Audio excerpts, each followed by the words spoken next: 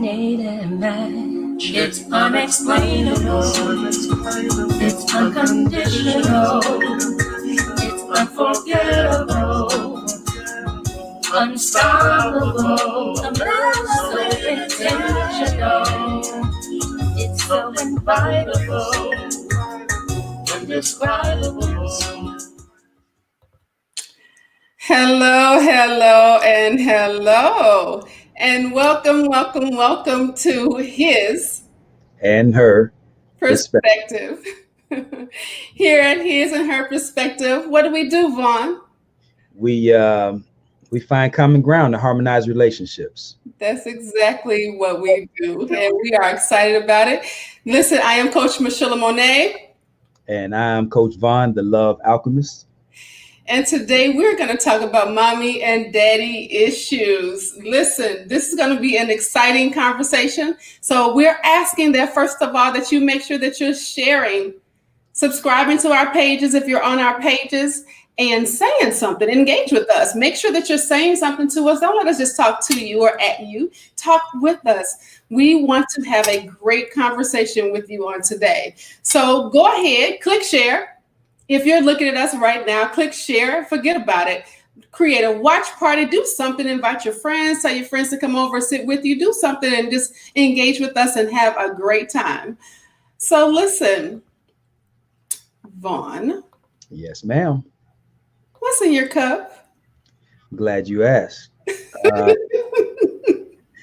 Like I always do right about this time, you know, I'm sipping on my yerba mate. I don't really switch it up too much. I might add a little different flavor here or there, but for the most part, I'm pretty consistent with it. So in the Love Alchemist cup is yerba mate. What you got? Thank you, cup. I can't believe you still hating on my cup, man.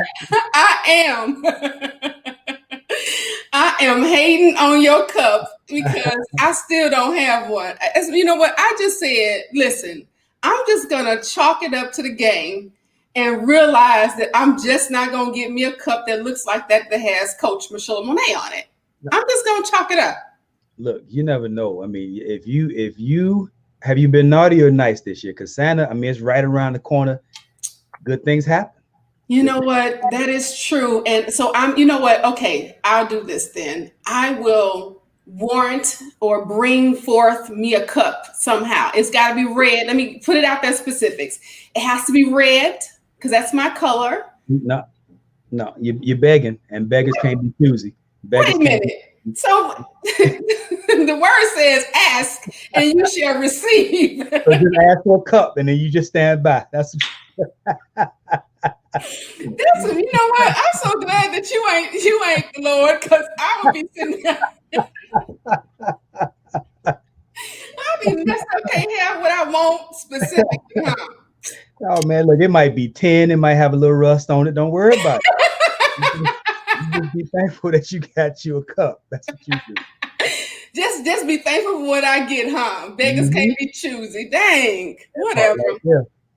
Anyway, I am drinking today some pink lemonade in my Coca-Cola cup. How's that? Look at God. And you know what? We're going to speak to, they may be one of our sponsors, Coca-Cola. Y'all hear that? They might. Look, now we can speak that one in. Let's bring that one in. Oh, we can be specific about that. Yeah, we can take that one. So look, we got some unfortunate news this week. The brother from the Black Panther, Chad Boseman, he transitioned. So love and light, he's now an ancestor. So you know, our prayers are with his family, all of his loved ones. It's a heartfelt loss for sure. Yes. A lot of us have that one because we kind of connected when we all dressed up and went to see Black Panther and Wakanda Forever. Well, most of us was thinking it was a real place. Looking on the map, trying to figure out where it's at. Yeah. About as real as it's gonna get is up here. Yeah. Wakanda forever. Wakanda forever. So yeah, more power to him and prayers to his family. Yeah. So let's get into this conversation because I am excited about this on today. Yeah, we got some comments in there. So Rosetta West said, if It is in the cup. Mhm. That's right. It is in the cup. Right. Absolutely. Absolutely. So look. So, this whole mommy daddy issue thing has been a trending conversation for quite some time. And people they kind of use it, throw it out there. Oh, he got mommy issues, or she got daddy issues. And a lot of times people don't really realize what that really comes from. So, me, I like to do research, and I'm not just talking about some things that I just know for myself, but I talk about some things that I did some research on, right? Okay. So, it leads to the mommy daddy issues, leads to some sort of imbalance.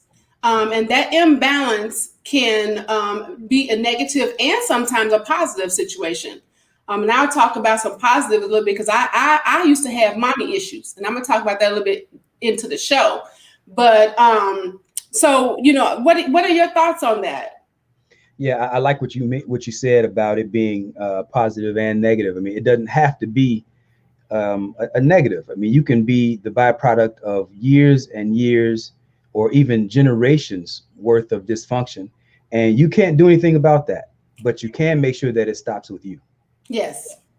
Yes. And that's very important. So we have to get to the point to where I always tell my clients, it's not what happens to you, it happens for you. And when you start to look at the negative, or even the challenging, or whatever you want to call it, things in your life that are not necessarily the things that you wished for, then you can start to look at those things as positives, because they happen for you. So start to gather those things up and say, okay, so this happened. I can't do anything about it. I can't change it. I didn't get to choose my mother or my father. I didn't get to choose what family I was born into. So how can I make this better for me? How can I decide? Because it's all about a decision, cutting away from.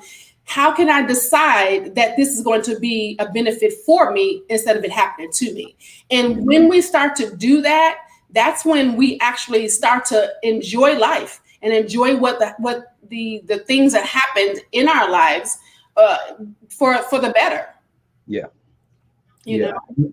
And just kind of going into what you mentioned already, I grew up without my father. My father, my mother and father split when I was, I think, maybe 3. Mm-hmm. And so from the age of 3 till about 11, I really didn't get to see him much.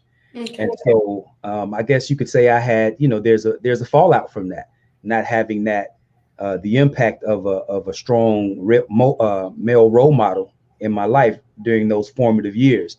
And so I guess I could say I had daddy issues, if you want to call it that.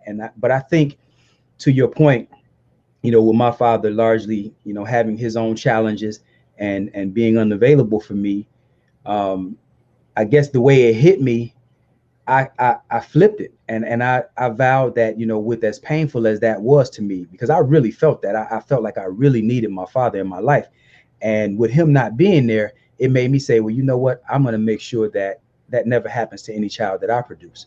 Right. And so my wife got pregnant when I was just 16, and you don't know what you're doing. You 16, you just you out there playing around. You saw it on the movies and you want to try it. Right. And so at 16 years old, I asked my wife to marry me. I told her, this is what we're doing. When we graduate high school, we get married.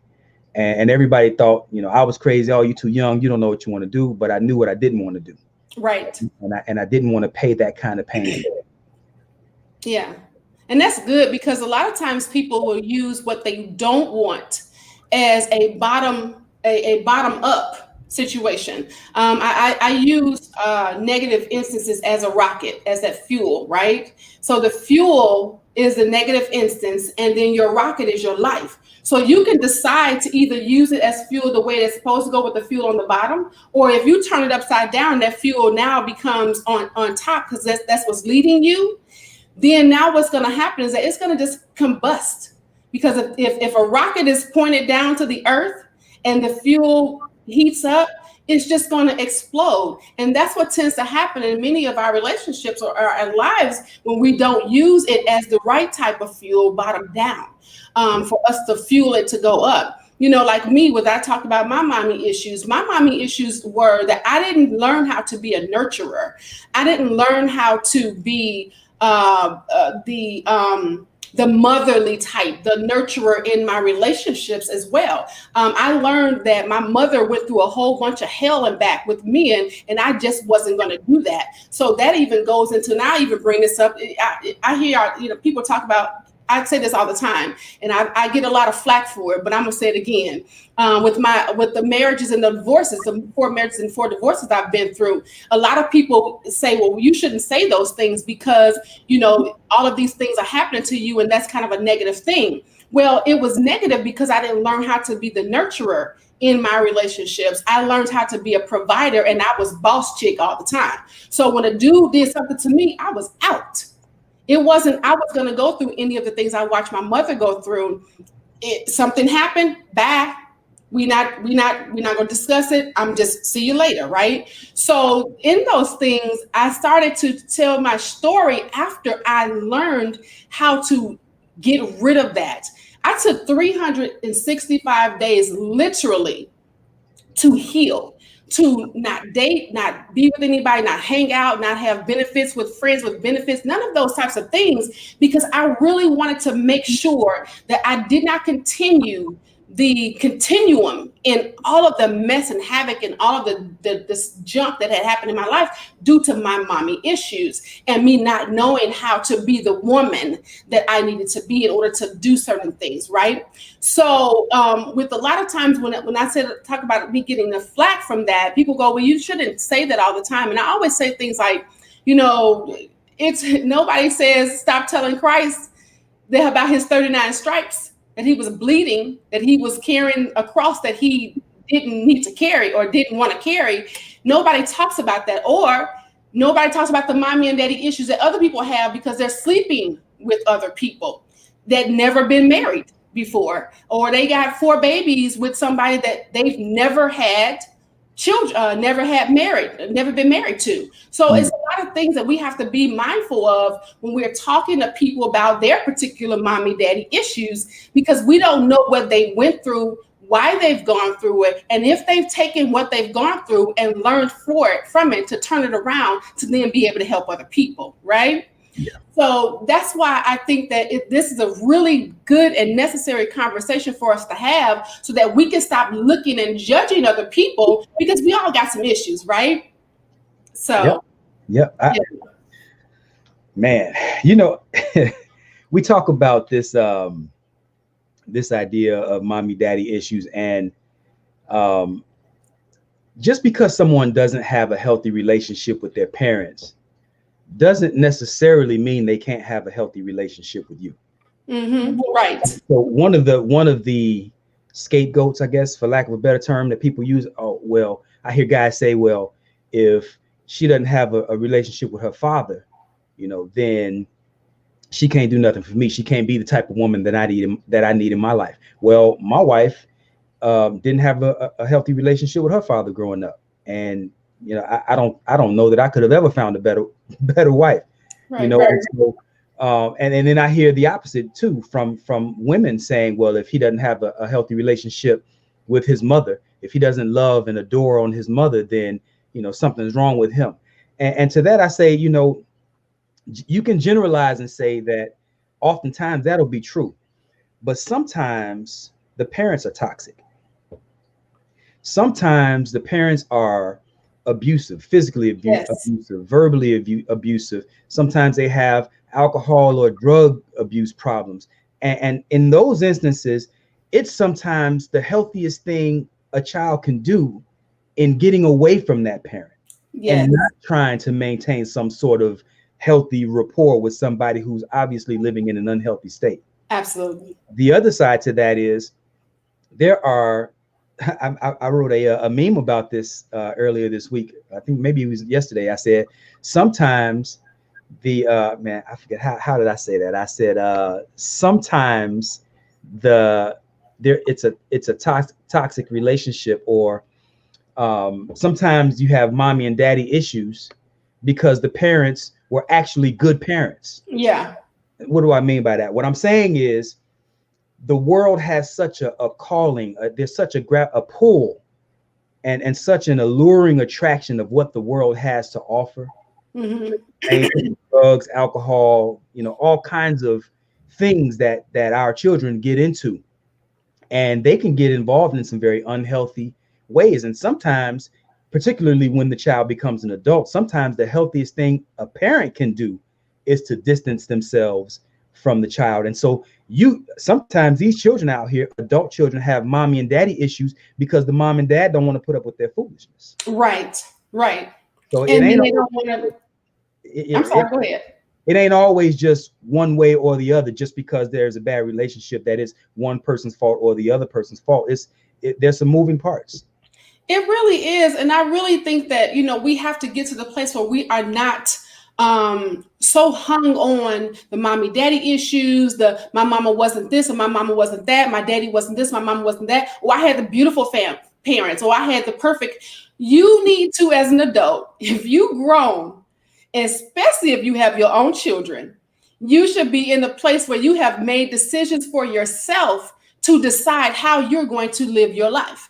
And if you haven't got to the place where you know wrong from right or right from wrong, then you haven't grown up, for lack of better terms, because we have to get to the place where we say, we can all, I don't think, especially in the Black community, where we're sitting here and saying, I don't know anybody that doesn't have any issues or didn't grow up in some type of dysfunction.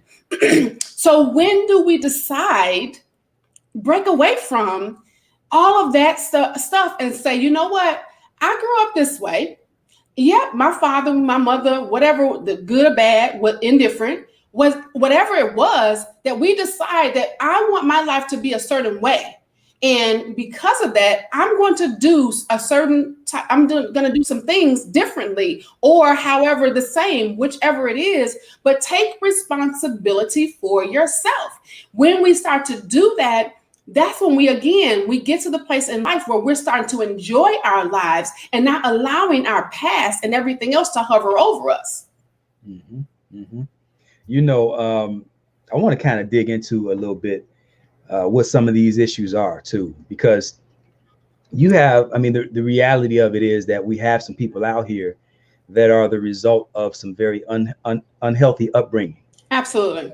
And so there are some people out here with real mommy and daddy issues that they've never healed from, never reconciled with, and they're bringing these issues into relationships.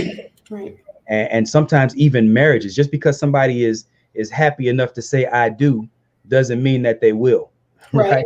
And so there was this, I was reading about an experiment. I should have pulled it up and got some notes on it before the show, but I'm thinking about this experiment that I was reading about. It was the impact of hugs on children. And so I think it was in the 1940s at a hospital, the nurses were ordered not to hug these babies. Really? And man, I forget how long the experiment was. It was several months though, I believe. And so all they did was they fed the babies and they changed the babies, but they weren't allowed to, or they were ordered not to interact with them any further than that. So there was no playing, there was no baby talk, there was no hugging. So what they found is that roughly 95% of all of those children died. Wow. Just the females? Nope. Male and female. So it doesn't matter. People always say, oh, your mommy never hugged you. And they try to attribute that to one sex or the other. Right. But it applies to both. And if you don't get nurtured and the affection from your parents as you're in your infant stages and in your toddler stages, this has a grave impact on how you, first of all, your formative years and how you grow, and the level of compassion and just humanity that you might feel toward other people. And it creates an incredibly difficult challenge for you to form healthy relationships as you go older.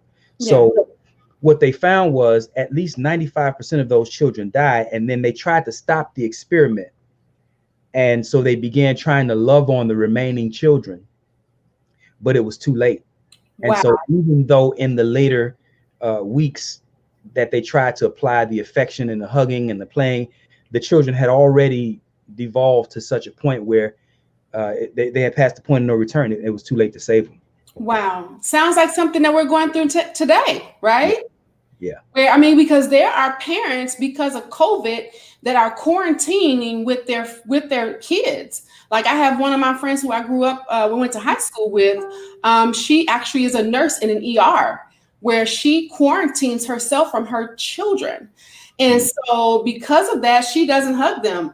And I found, man, when I heard her say that, because I had posted something on Facebook some time ago when we first got into this whole COVID thing, that, you know, are you guys quarantining from your children? You mean to me you're not hugging your kids?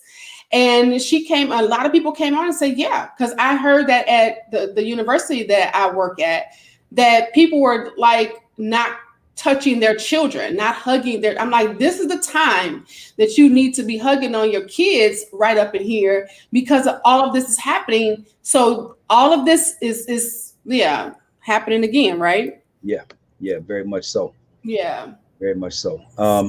I like to hear from the audience, from anybody in the feed, if you have any examples of toxic relationships, or not just necessarily toxic relationships, but share with us some of your examples of mommy daddy issues that you've either heard about or even experienced on your own.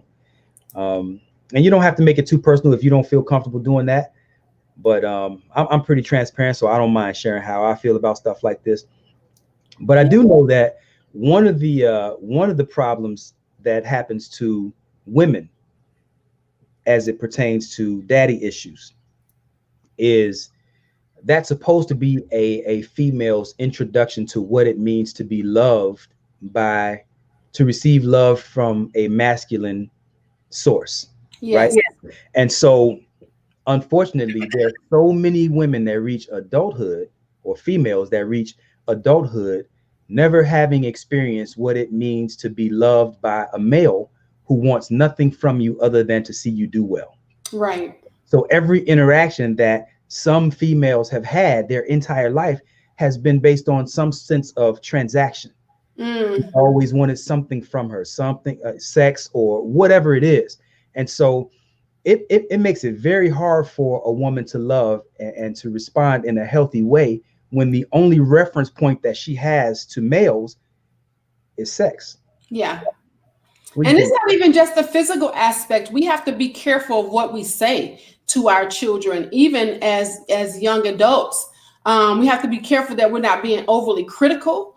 We have to be careful that we're saying things to them that's going to build them up and strengthen them, because those types of things, again, even as young adults, teenagers, and not just in their formidable years, but they're still learning from us as the mother, as the father, learning what that's supposed to look like. So when they are not responding to the opposite sex in a certain way, then you got to look at that and say, okay, so what's happening?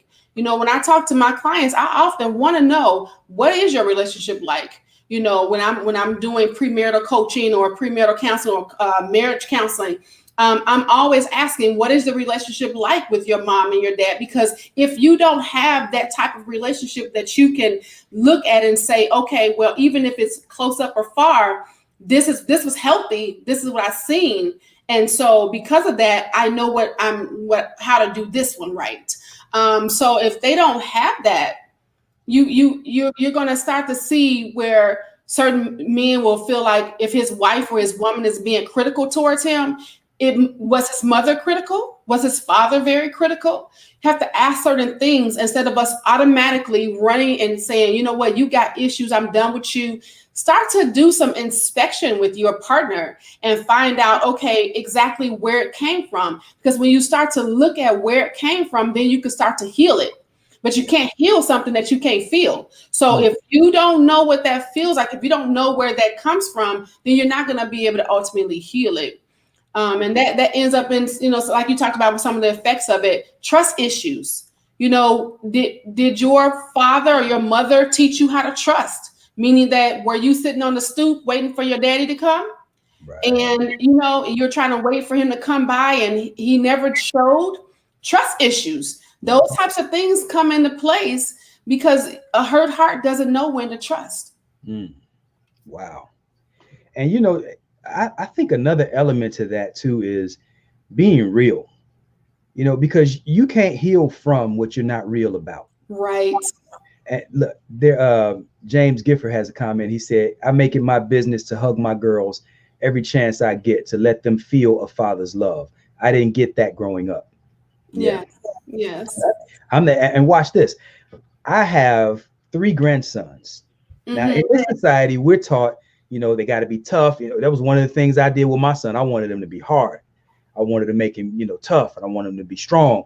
Right. And what I missed was the importance to share with him that same, because your sons need that same love that your daughters need. They don't even know what it means to be a man yet. Right. Right. And so I have 3 grandsons that live here with me. And man, I'd be hugging on them boys. I pick them out, I play with them, hug on them, and, the same way that I do with my granddaughter. Right. Because they want that. And you can see it the way they come up to me, and they, they want me to pick them up. They want me to hug on them. And you have to be there to give them that, because they need a masculine and a feminine place of reference for what it means to just be loved and appreciated. Absolutely. And so that's how you get that balance in the life. I mean, because you cannot tell me that we weren't supposed to be able to get that balance if it takes 2 to make it, right? We didn't come from one parent. We came from both. So that means it's going to take both of those parties to be able to get us to a place of wholeness, so that we can grow up and have healthy relationships. Yeah. Another thing, a need for constant reassurance and validation. You talked about that a few moments ago. If you're not getting that validation, that love, that responses from that different parent, you're not going to. You're going to always be looking for that. And that's when we have where the women said, when you hear women talk about, I'm looking for love in all the wrong places, because they're trying to find that. They're looking for that. And it's kind of like, for lack of better terms, you getting it from that parent. It's kind of like that first high. You're going to keep trying to find it. And if you haven't been able to find that reassurance, which you're not, because you're missing it from an intricate part of your life, a parent, which you're not going to be able to match that. So it's going to be a totally different situation. Not that it can't feel good, but you're not going to get it the same as if your parent gave it to you. Yeah. Yeah. And, we're talking about, again, some of the things that create mommy daddy issues. This is Love Alchemy. This thing I talk about with being the Love Alchemist, and what alchemy means to love and relationships. It's not just about your intimate relationship with a mate.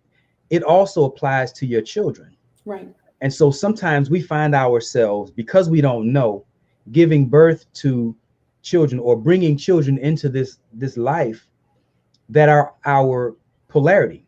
Right. And so when we don't know what that means, we create situations or parenting or parent-child relationships that can be very difficult to maintain. So for instance, let's say you had a child, a father who was a Capricorn and a son who was a Cancer.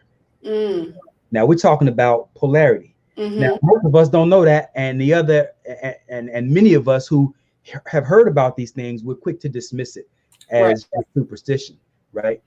But a Capricorn and Cancer are polarity, right? But watch this. There's an even stronger pull on what this alchemy means, and that's where the Eastern astrology comes into play. So that's where you have the animals, the rat, the horse, the cat, the dog, the pig, and all of those. Right. So let's just say hypothetically there was a Capricorn who was born in the year of the rat, and he brought into the world a son who was a Cancer born in the year of the horse. Now you have a double polarity, right? And so Cancers, now one of the things that we do in this society, again, I made the same mistake. We want our sons to be tough. We don't want them to be soft. We don't want them to be no punk. Stop all that crying. You're too sensitive, right? And so Cancers by nature are very sensitive, even the males, right? Wow. Now, if you're a Capricorn father who happens to be his double polarity, and you don't realize the very sensitive nature of what you're dealing with, you can create a very toxic, and not only toxic, but a very hostile environment in the parenting situation that you don't even know why this child is growing up not wanting to be around you. Wow. Wow.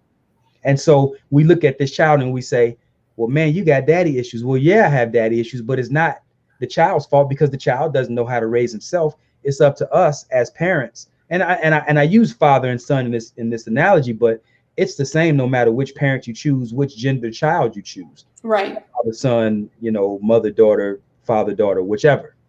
And but it's a very real phenomenon, and that's what happened to me and my wife with the first two children that we had.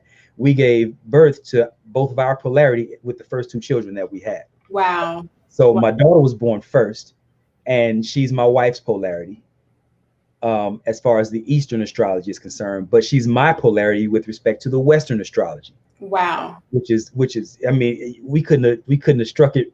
We couldn't have struck it more wrong if we tried, right? But you don't know what the hell you're doing when you're starting out that young. So, right. And then my son was born 1 year right behind her, and he's my polarity.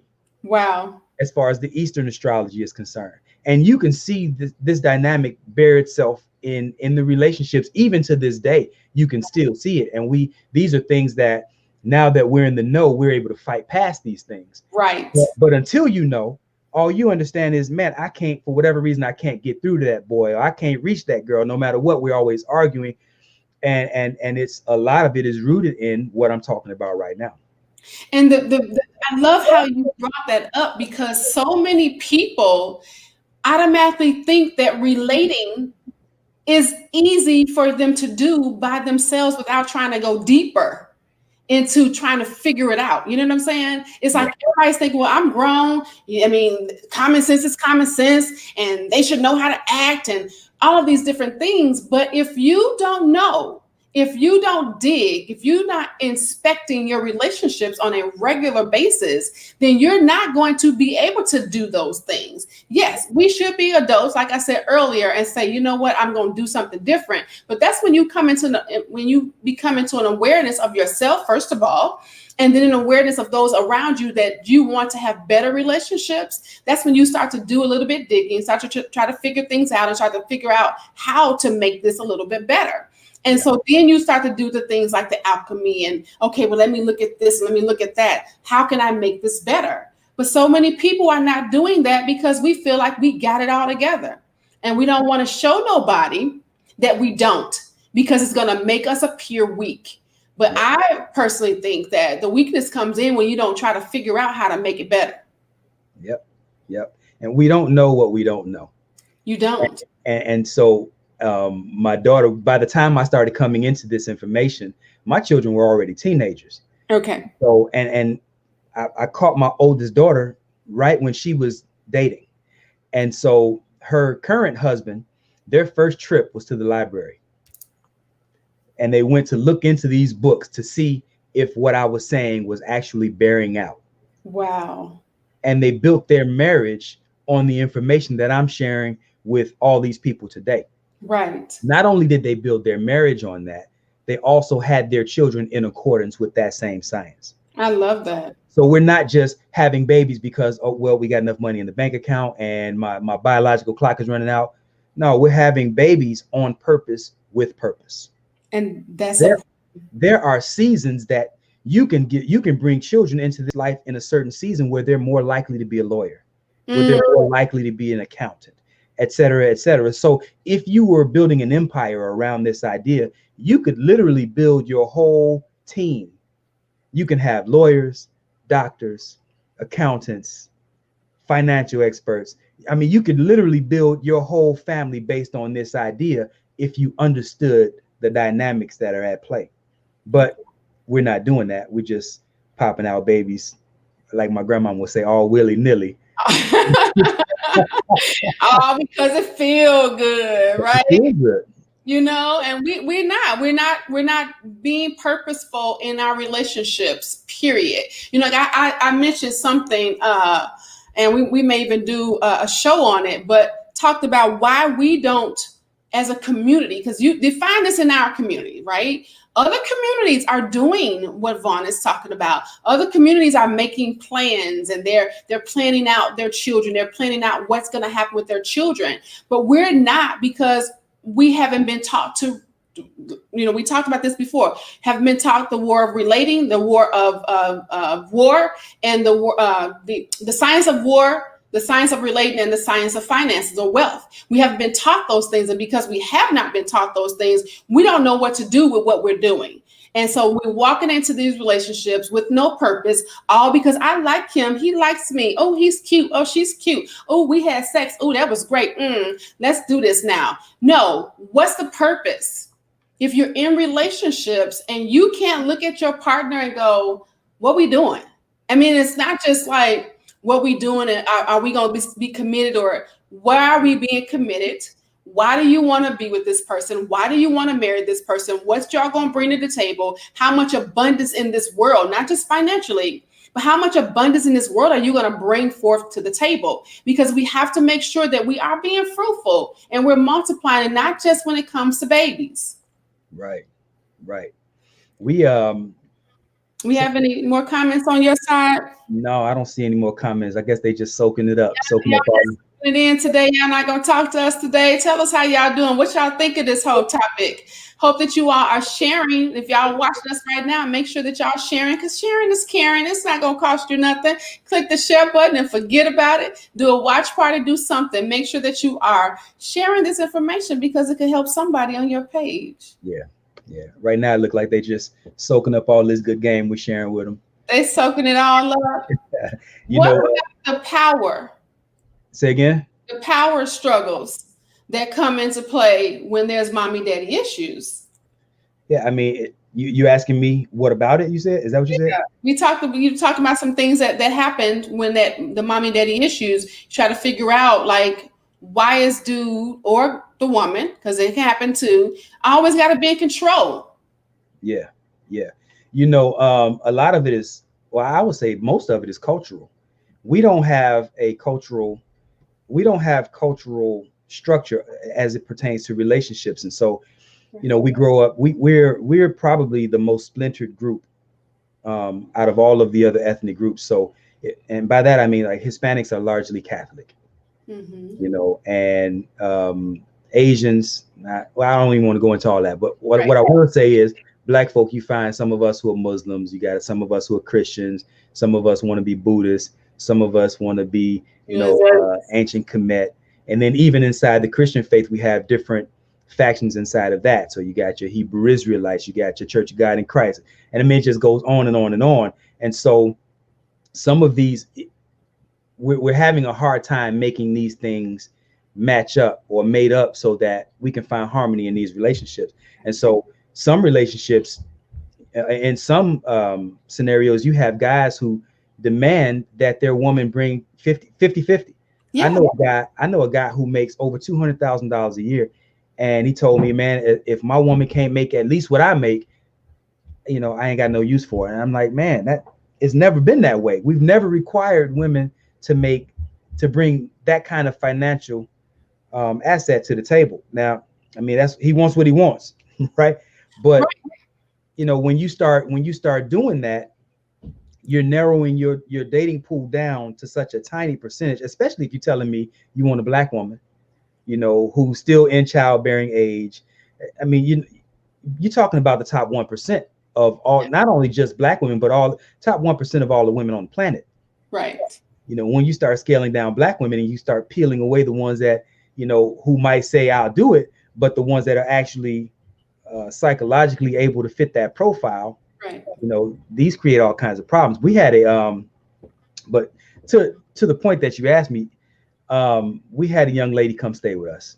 It was one of my daughter's friends. She was pregnant. She was 18, 19, 20 at the time, and her family put her out. So we said, hey, you know what? No problem. Come stay with us. It's cool. You can get yourself together here at our house. And so she was talking to us about, she's pregnant. She's, I don't know, maybe 7-8 months pregnant. And she's telling us about how she sat down with her child's father's mother. So her baby daddy's mama in Ebonics, right? So her baby daddy mama told her, I love my son with all my might. She said, but this is not what you want for a relationship. She said he is not capable of giving you what you need in a husband, in a good boyfriend, as a good man, yada, yada, yada. She ran it all down, and she told her this before she even got pregnant. But to your point, Listen. they were in love, right? And so she moved forward anyway. Fast forward, here she is, 6-7 months pregnant, living in my house. Her and the guy no longer in a relationship. Right. So I'm saying that to say sometimes these mommy daddy issues, if you talk to the parents, a lot of times they'll tell you that their child is unfit as a mate. Their child is unsuitable as a mate. And you know, it's incumbent upon us to really first and foremost ask these questions and then pay attention. Right. And we have to, we really do, because we again, there goes some more of that splintering, as you called it. Roderick said they're soaking it up like a sponge. So, some of those splintering that you talk about is that we get to the point where it's like us against the world, and we ain't gonna tell nobody they can't tell us what to do in our relationship. This is us. But especially if you got some elders in your life, listen to the elders, listen to the folk who have been through some things, and we're so quick to say, oh, I don't want to listen to somebody that been through some things. I want somebody who had the perfect situation. My thing is this. I don't want to talk to a millionaire that ain't never lost his money. I want to talk to a millionaire that lost it and gained it back, because I don't want just the pretty stuff. I want to know which potholes did you avoid, how I can skip over those potholes, how I can make sure I'm not hitting that wall, how I'm not making sure I'm not running into this wall. I want to know those things, but we're so busy. I know everything, and I don't need nobody to tell me what to do, and I'm grown, and I'm this, and I'm that we're not willing to listen to the wisdom that is being passed upon us.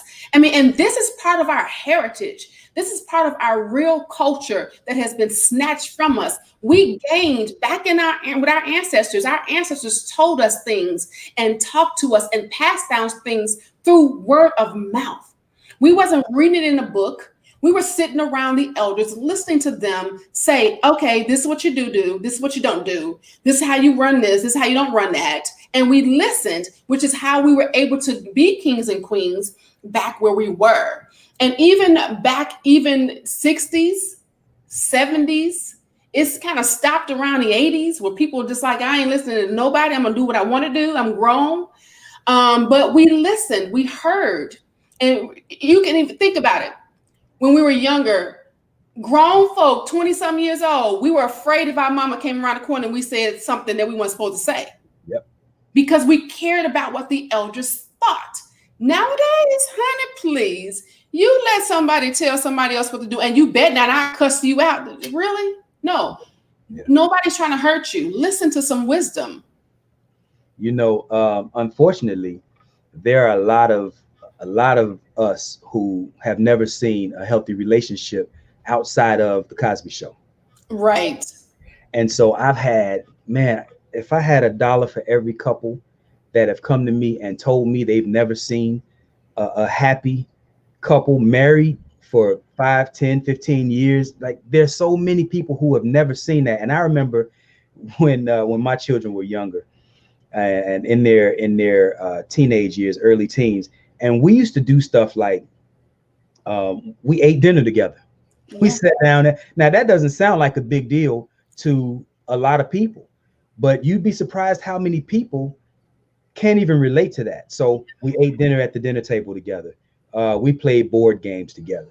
We went to Busch Gardens or Six Flags together. And I had people tell me, man, y'all act like a white family. Yeah. As if somehow white people are the standard for what it means to have a healthy, harmonious family that engages and laughs and has fun together. Yeah. As if somehow they don't have loads and loads of dysfunction in their families too. I'm talking about white folks. So, yeah. And I'm not, bashing on them. I'm just saying they are not the standard for what a healthy, holistic relationship looks like. As a matter of fact, I would even go so far as to say, much of the dysfunction that we're experiencing in this society, we learn through this culture, American culture. Yeah, absolutely. I mean, I grew up that way. When we were kids, My father would stand in front of the house and whistle. Everybody in the neighborhood knew your daddy whistling, it's time for y'all to eat. We were at the table. We did not, nobody picked up a fork until everybody, all 7 seats were filled, right? And if those seats weren't filled, then where somebody about to get in trouble because they know what time it's time to eat. And we need to sit down and eat. Nobody got up from the table until everybody was finished. But there was still, again, like you talked about, there was still some dysfunction there. There were still some things that just weren't the right things, right? So there's these different things and these different rituals that we do doesn't necessarily mean that there's no dysfunction, or the rituals that we don't do doesn't necessarily mean that there's not or there is dysfunction. We have to determine really what we really want in our lives so that we can then say, this is what I want, this is what I don't want. Because once we know what we don't want, we definitely know what we do want. So, but there's any other comments on your end? I don't see any others. Soaking it up today. Soaking it up. They still here, so maybe we saying some things that they like. I don't know. We are. But I will say this. We're talking about all this dysfunction and mommy daddy issues. The one thing that so many of us need therapy.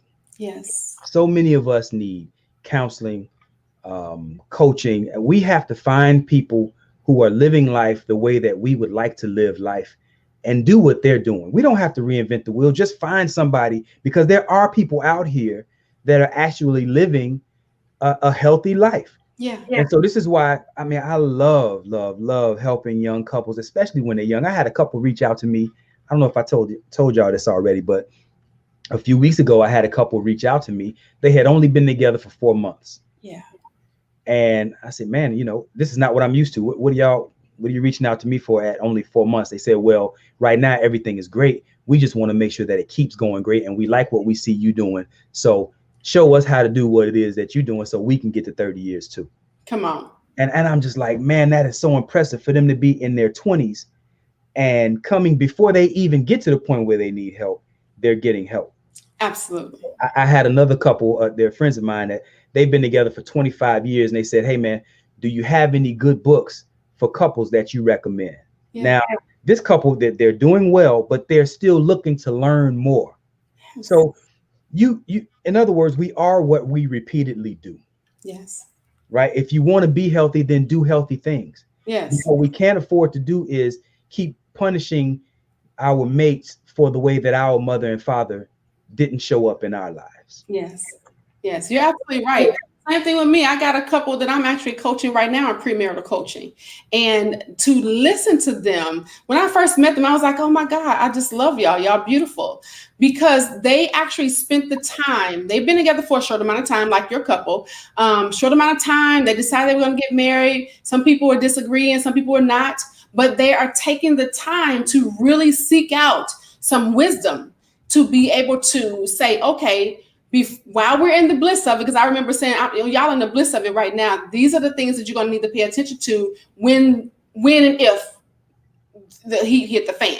So, but they are seeking out the wisdom so that they can be able to create the dynamic of what they want in their relationships, so that they're no longer carrying on these dynamics of dysfunction. And so when you have people that are aware of their environment that they grew up in, aware of their surroundings, aware of who they are, and aware that they want something different, that's when they seek out people like Vaun and myself, where they are actually saying, you know what, we want to make sure that we're getting the keys and the strategies that are necessary to create healthy dynamic relationships. And so that's what happens. We need to get to the place where we're seeking out people like Coach Vaun and myself, because people like us, regardless of the dynamics, and I talk about that, the dynamics of our relationships go from one span to the other, but the passion in what we do and how we help people is we're bringing that from the relationships that we've been in. We're bringing that from our experience and from our education and the training that we have so much paid for. So,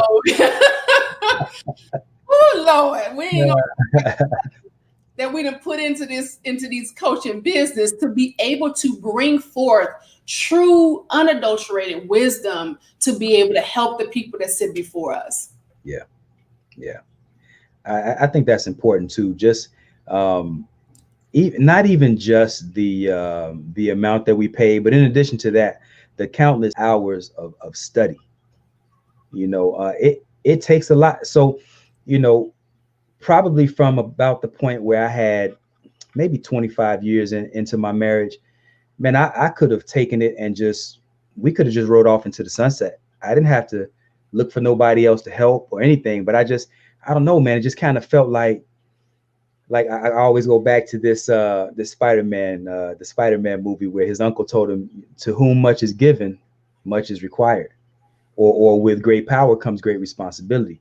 And I feel like I've been so fortunate to have what I have. And it seems like at this point now, it was a tough road getting to where we are. I mean, I could probably bore you to tears with all of the mistakes I made and the pitfalls and some of the rocky roads that my marriage has endured. But just with where we are right now, it would seem like an injustice for me within myself to not be reaching back to help other people, because with where it is right now, things are much, much simpler, things are much easier, and I know how to help couples get to that point. Yeah. So it's not that, me and my wife necessarily do extraordinary things. We just do ordinary things better than most couples. Yeah. And so I like to introduce couples to some of the ordinary things that we do that help you get to this place of longevity in your relationship, because it's not about finding the finest girl that you can find or the richest dude that you can find. You need to find you an average Jack or Jill. I saw a post, sister put up a post this week. She said, stop overcomplicating this whole relationship thing. Find you an average Jack or Jill, and make that your values and your ideals align enough where you can be happy with that person. They don't have to be off the charts fine. They ain't got to make a whole lot of money. Right now, we're living in some real rough times, and COVID is showing us just how much we need other people. Yeah. And so if you can find somebody, and when I say average, I'm not talking about somebody that's unattractive. Average for me might not be the same thing as average to you. Right. But you find someone who is of average beauty that you can be attracted to and make that thing work, man. And then come see me or Coach Michelamonè or both of us, and we'll help you get there, to establish some longevity in that relationship.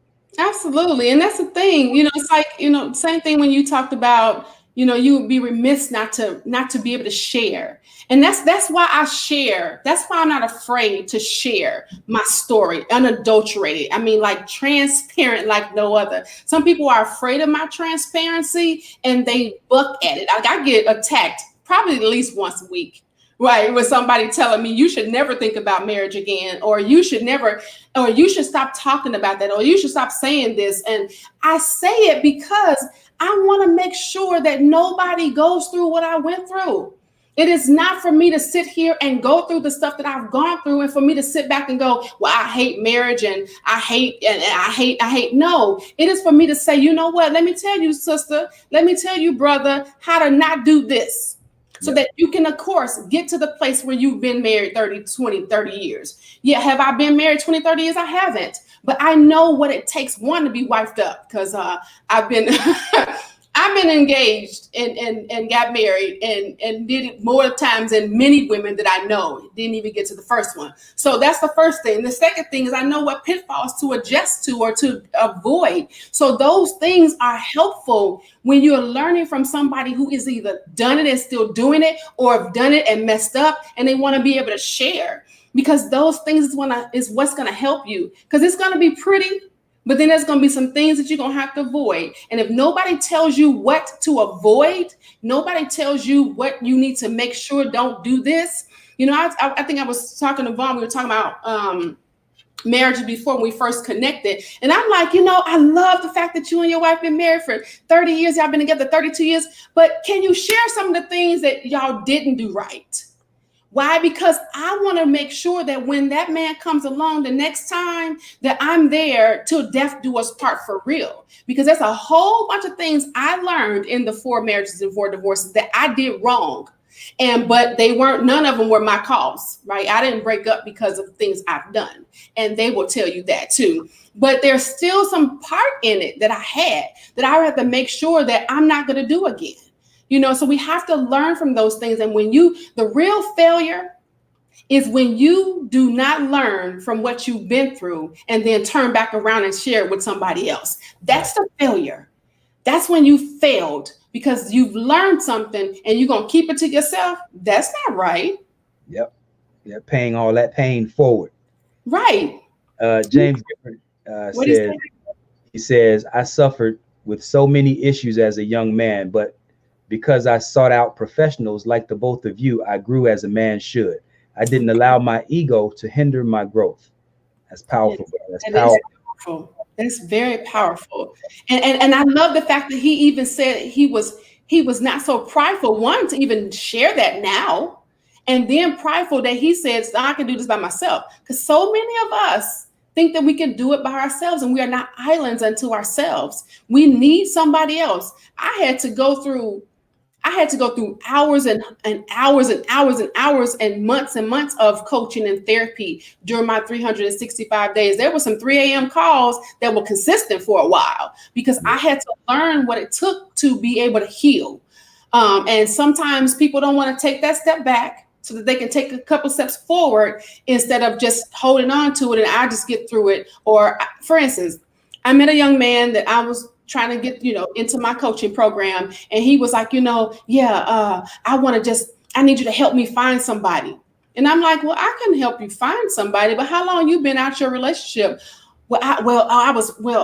Maybe about 4 months. Okay. Well, how long were you with them? Oh, I was married for 20 years. You can't. You don't need to be seeing nobody. You ain't ready. For one thing. Why? Because it may be nice y'all getting along while y'all going through the divorce and y'all trying to figure out how to do these things. But there's some things that's going to come up in your relationship that you did not know when to come up. Like when your kids are graduating from high school, how are you going to respond when she walk in with a new dude? Mm. How are you going to respond when your kids come home and say, Daddy, I met mommy's new boyfriend? How are you going to respond when you have to go to the family's house and the new boyfriend is there, or they just got married? Those are things that you don't know. You have to go through those seasons of that hurt, the seasons of that pain, to figure out exactly how you would respond to certain things. And certain things you may not even know until you actually get in it.